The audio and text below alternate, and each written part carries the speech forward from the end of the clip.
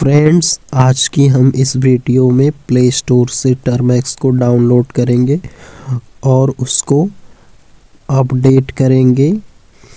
हम ये भी जानेंगे कि इसको अपडेट करना क्यों ज़रूरी होता है और इस वीडियो में टर्मैक्स की कुछ बेसिक कमांड भी सीखेंगे और साथ ही हम जावा इंस्टॉल करेंगे और एक छोटा सा प्रोग्राम भी रन करेंगे। जावा का पहला प्रोग्राम हेलो वर्ल्ड। तो सबसे पहले चलिए चलते हैं प्ले स्टोर में। प्ले स्टोर ओपन करते हैं और यहाँ पर हम टर्मैक्स सर्च करते हैं, टर्मैक्स। और ये जो पहले नंबर पे आ रहा है टर्मैक्स फ्रेडरिक फॉर्नवाल का, इसको इंस्टॉल कर लेते हैं। तो ये हो रहा है डाउनलोड और ये इंस्टॉल भी हो गया। अब हम इसको ओपन करेंगे। यह हमसे नोटिफिकेशन की परमिशन मांग रहा है, तो हम इसको अलाउ कर देते हैं। अब हम सबसे पहले समझने वाले हैं कि टर्मैक्स को अपडेट करना क्यों ज़रूरी होता है। तो इसके लिए सबसे पहले हम जावा इंस्टॉल करने की कोशिश करते हैं। तो सबसे पहले चेक करते हैं कि क्या इसमें जावा पहले से इंस्टॉल है। तो इसके लिए हम चेक करेंगे जावा वर्जन।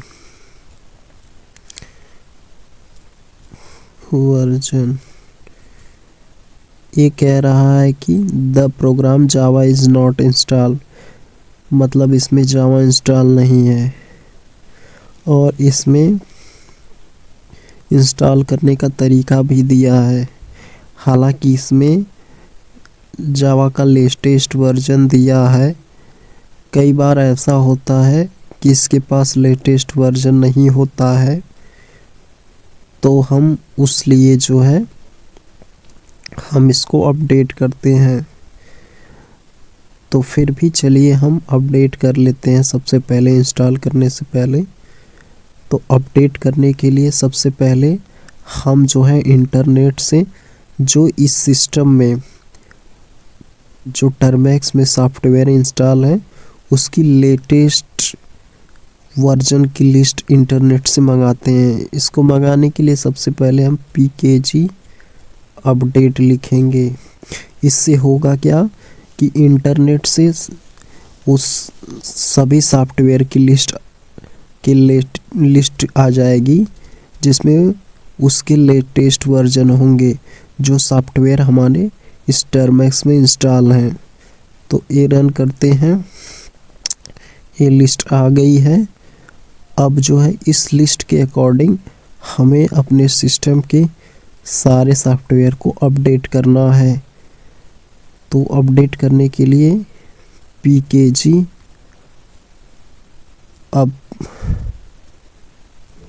अपग्रेड लिखेंगे। अब जो है ये इंस्टॉल हो रहा है। अब यह हमसे स्टोरेज की परमिशन पूछ रहा है कि क्या आपके पास इतना स्टोरेज है, आप देना चाहेंगे। तो हाँ है, तो हम y लिखकर एंटर प्रेस करेंगे। तो ये जो है अपडेट हो रहा है। जो भी सॉफ्टवेयर हमारे सिस्टम में है, कोई एक्स्ट्रा नहीं डाउनलोड होगा, जो है वही। तो अपडेट हो गया। अब जो है हम फिर से जो है चेक करते हैं जावा इंस्टॉल के बारे में कि इंस्टॉल हुआ है कि नहीं। तो जावा वर्जन, अब देखिए यहाँ पे इंस्टॉल नहीं है, अभी भी कह रहा है। इसको इंस्टॉल करने के लिए इंस्टॉल करने का तरीका भी बता रहा है। तो इसका लेटेस्ट वर्जन OpenJDK 25 है। तो इसको इंस्टॉल करने के लिए pkg इंस्टॉल OpenJDK 25 ये लिखकर एंटर प्रेस करेंगे। और यह हमसे स्पेस के लिए परमिशन पूछ रहा है। तो हाँ, हमारे पास इतना स्पेस है, तो हम y लिखकर एंटर प्रेस कर देंगे। यह सब इंस्टॉल हो रहा है। इसमें कुछ टाइम लग सकती है, आपके इंटरनेट स्पीड पर डिपेंड करता है। तो यह इंस्टॉल हो रहा है। इसमें कुछ टाइम लगेगी। 48% हो चुका है। यहाँ पर थोड़ा टाइम ले रहा है, घबराने की कोई ज़रूरत नहीं, ये 100% हो गया। अब जो है हम फिर जावा वर्जन चेक करेंगे, क्या यह सही से इंस्टॉल हुआ। जावा वर्जन देखिए यहाँ पे आ गया है, इंस्टॉल हो गया है। इसको क्लियर कर लेते हैं ताकि आपको बेहतर समझ में आए। क्लियर करने से, क्लियर लिख कर एंटर करने से स्क्रीन जो है क्लियर हो जाती है। अब देखिए फिर से चेक करते हैं जावा वर्जन। अब देखिए यहाँ पे इंस्टॉल हो गया है। यह हमको बता रहा है कौन सा वर्जन इंस्टॉल हुआ है। 25.0.2 ये इंस्टॉल हुआ है। तो अब जो हम यहाँ पर अपनी करेंट वर्किंग डायरेक्टरी चेक करेंगे, इसके लिए हम pwd लिखेंगे। pwd से यह बताता है हम किस पाथ पे हैं। तो हम अभी इस पाथ पे हैं। ये जो डाटा काम टर्मैक्स फाइल होम दिखा रहा है, इस पाथ पे हैं। तो अब जो है इस पाथ पे देखते हैं क्या कोई फाइल है। ls करते हैं। ls करने पे कुछ भी नहीं दिखा रहा है, तो यहाँ पर कोई फाइल नहीं। हिडन फाइल देखने के लिए ls-a करके रन करते हैं। हाँ, तो यहाँ पर ये .config ये हिडन फाइल है। तो हम यहाँ पर एक जो है फोल्डर बना लेते हैं। फोल्डर बनाने के लिए mkdir इस कमांड की ज़रूरत पड़ेगी, मेक डायरेक्टरी। तो हम किस नाम से फोल्डर बनाना चाहते हैं। हम फोल्डर बनाना चाहते हैं जे नाम से। तो जे लिखकर एंटर कर देते हैं, फोल्डर बन गया। ls से चेक करते हैं। देखिए इस फोल्डर में जाने के लिए cd और फिर फोल्डर का नाम लिखते हैं, तो फोल्डर के अंदर चल गए। अब हम pwd करके देख लेते हैं। देखिए अब हमारी करंट वर्किंग डायरेक्टरी चेंज हो चुकी है, लास्ट में जे आ रहा है। और ls करते हैं। ls करने पे जो है यहाँ पे कुछ नहीं है। ls-a भी कर लेते हैं। देखिए यहाँ पे बिल्कुल भी कुछ भी नहीं है। ये डॉट और डॉट का मतलब है, डॉट का मतलब हमारी करंट डायरेक्टरी, डॉट का मतलब है पेरेंट डायरेक्टरी। उससे कंफ्यूज नहीं होना है। अब हमको जो है यहाँ पर एक फ़ाइल बनाना है। नैनो कमांड का यूज़ करके हम एक जावा फाइल बनाएंगे।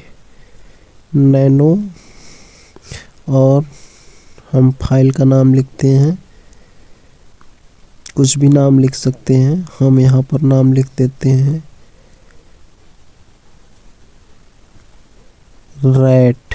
rat.java। अब हम इसमें लिखेंगे पब्लिक क्लास। पब्लिक क्लास में क्लास का नाम वही होगा जो फाइल का नाम है। फाइल का नाम है rat, तो क्लास का नाम भी rat होगा। तो क्लास का नाम बन गया। अब कर्ली ब्रेसेस ओपन करते हैं। अब इसको क्लोज भी करना होता है, जावा का ये रूल है। तो क्लोज कर दिया। अब हम यहाँ पे मेन मेथड लिखेंगे, पब्लिक स्टैटिक वाइड मेन। फिर इसके बाद यहाँ पे लिखेंगे स्ट्रिंग, फिर ब्रैकेट लगाएंगे, फिर आर्ग्स लिखेंगे, फिर ये कर्ली ब्रैकेट ओपन करेंगे और फिर इसको नीचे जो है क्लोज कर देंगे। तो ये हो गया हमारा मेन स्ट्रक्चर। देखिए यहाँ पर हम सिर्फ कुछ चीज़ें अपने मन से लिख सकते हैं, जैसे फाइल के नेम से क्लास का नाम होता है। जैसे रैट फाइल का नाम था तो क्लास का नाम रैट है। और यहाँ पे ये जो आर्ग्स है इसकी जगह पे हम कुछ भी लिख सकते हैं, लेकिन यूजली लोग आर्ग्स लिखते हैं, इसलिए हमने भी आर्ग्स लिखा है। अब हम जो हमको स्क्रीन पर दिखाना है उसको लिखेंगे। उसको लिखने के लिए हम लिखेंगे system dot out dot println. अब ब्रैकेट में लिखेंगे जो सभी लिखते हैं हेलो लिखते हैं, हेलो वर्ल्ड लिख लेते हैं, हेलो वर्ल्ड। अब जो है ब्रैकेट क्लोज कर देते हैं। अब जो है हम इसको सेव करने के लिए कंट्रोल ओ लिखकर एंटर प्रेस करते हैं, फिर कंट्रोल एक्स से बाहर आ जाते हैं। अब ls करते हैं। अब देखिए यहाँ पे red.java बन गई है। अब हम इसको कंपाइल करना चाहते हैं तो जावा सी करेंगे, फिर फाइल का नाम लिखेंगे एक्सटेंशन के साथ red.java। अब जो है यह कंपाइल हो गई। अब हम ls करते हैं तो देखिए यहाँ पर एक क्लास फाइल बन चुकी है जिसको बाइट कोड भी कहते हैं। तो सोर्स कोड था और यहाँ पे बाइट कोड भी है। बाइट कोड को आप किसी भी जो है डिवाइस पर रन कर सकते हैं, यानी क्लास फाइल को। अब देखिए अब हम जो है इसको रन करेंगे तो रन करने के लिए जावा रैट लिखकर इंटर कर देंगे। देखिए यहाँ पर हेलो वर्ल्ड आ गया। अच्छा, अब हमको देखना है कि इस किसी फाइल के अंदर क्या, तो इसके लिए हम कैट कमांड का यूज करते हैं, कैट rat.java। तो इसको लिखकर एंटर करेंगे तो हमने जो लिखा था वो सब यहाँ पे स्क्रीन पर आ गया, देख लीजिए। अब हम चाहते हैं कि इस फाइल को डिलीट करें, रैट फाइल को डिलीट करें। तो डिलीट करने के लिए rm, फिर उसके बाद फाइल का नाम rat.java। ये हो गई फाइल डिलीट। ls करके चेक भी कर सकते हैं। देखिए फाइल डिलीट हो गई। अच्छा, अब हमको बैक जाना है तो cd डॉट करेंगे तो बैक चले गए। pwd करके देख लीजिए हमारी करंट वर्किंग डायरेक्टरी चेंज हो गई। ls करेंगे तो अब देखिए यहाँ j दिखा रहा। अच्छा, अब इस फोल्डर को डिलीट करना है और इसमें जो चीज़ है उसको भी। तो rm फिर r फिर उसके बाद फोल्डर का नाम। अब एंटर करेंगे, ये डिलीट हो गया। ls करके चेक कर सकते हैं, देखिए डिलीट हो गया। अब हम डिलीट करना जान चुके हैं। अब हम एक चीज़ और सीखेंगे।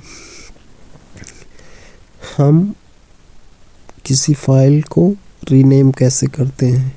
मान लीजिए हम एक फ़ाइल बनाते हैं। फाइल बनाने के लिए फिर से नैनो कमांड और फाइल का नाम लिखेंगे, कुछ भी लिख सकते हैं, जैसे demo.txt। अब इसमें हम कुछ भी लिख सकते हैं। दिस इज टेक्स्ट फाइल लिख लेते हैं, this is a text file. अभी हम इसको कंट्रोल और ओ से सेव कर लेते हैं, फिर कंट्रोल एक्स से बाहर आ जाते हैं। ls करते हैं demo.txt। अब हम इसको रीनेम करना चाहते हैं तो mv करेंगे, फिर demo.txt ये फाइल का नाम लिखेंगे। अब हम इसका क्या नाम लिखना चाहते हैं। अब हम इसका नाम लिखना चाहते हैं demo1। तो यहाँ पे लिखेंगे demo1.txt। अब हम रन करेंगे, देखिए अब ls करेंगे, देखिए नेम चेंज हो गया है।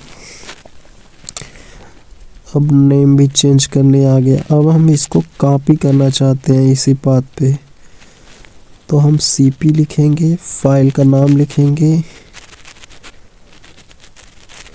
demo1.txt। अब नई फाइल को हम अलग नाम से सेव करेंगे क्योंकि इसी पाथ पे यह फाइल पहले से है, तो हम उसको लिख देते हैं demo2.txt।